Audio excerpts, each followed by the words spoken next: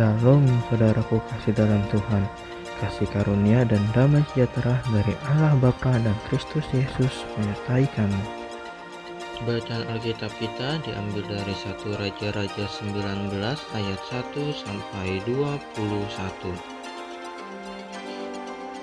Elia ke Gunung Horeb.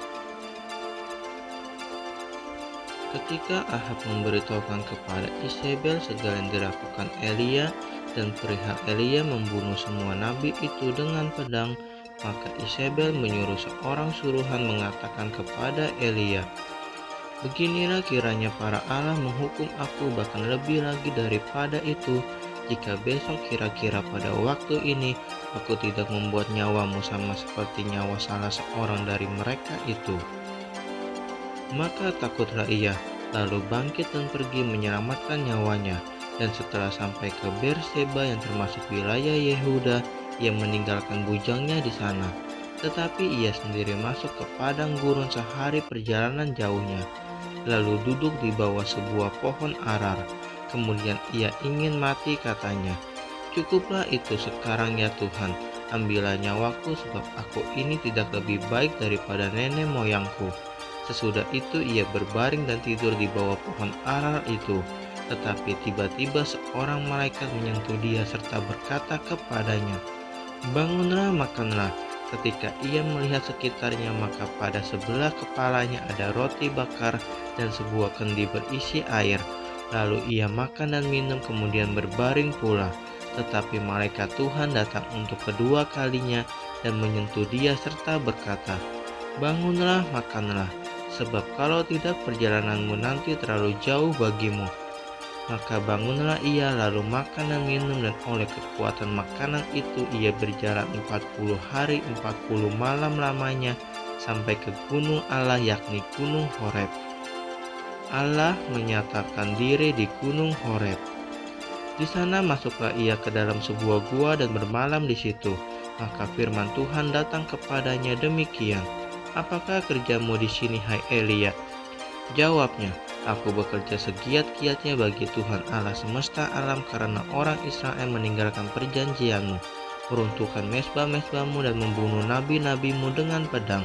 Hanya aku seorang dirilah yang masih hidup dan mereka ingin mencabut nyawaku." Lalu firman-Nya, "Keluarlah dan berdiri di atas gunung itu di hadapan Tuhan." Maka Tuhan lalu angin besar dan kuat yang membelah gunung-gunung dan memecahkan bukit-bukit batu mendahului Tuhan, tetapi tidak ada Tuhan dalam angin itu. Dan sesudah angin itu datanglah gempa, tetapi tidak ada Tuhan dalam gempa itu. Dan sesudah gempa itu datanglah api, tetapi tidak ada Tuhan dalam api itu. Dan sesudah api itu datanglah bunyi angin sepoi-sepoi basah. Segera sesudah Elia mendengarnya, ia menyelubungi mukanya dengan jubahnya, lalu pergi keluar dan berdiri di pintu gua itu. Maka datanglah suara kepadanya yang berbunyi, "Apakah kerjamu di sini, hai Elia?"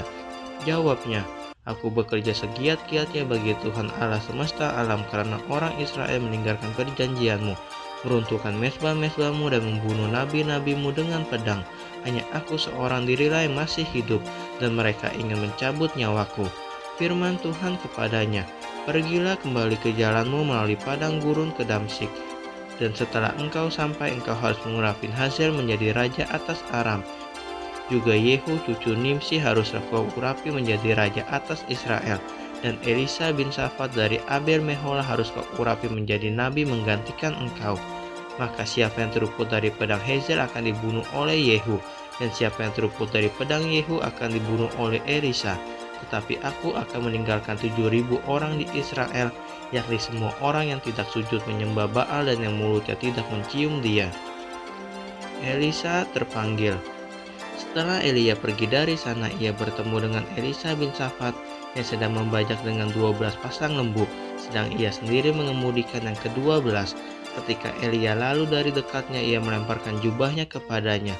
Lalu Elisa meninggalkan lembu itu dan berlari mengikuti Elia, katanya, "Biarkanlah aku mencium ayahku dan ibuku dahulu, lalu aku akan mengikuti engkau." Jawabnya kepadanya, "Baiklah, pulang dahulu dan ingatlah apa yang telah kuperbuat kepadamu."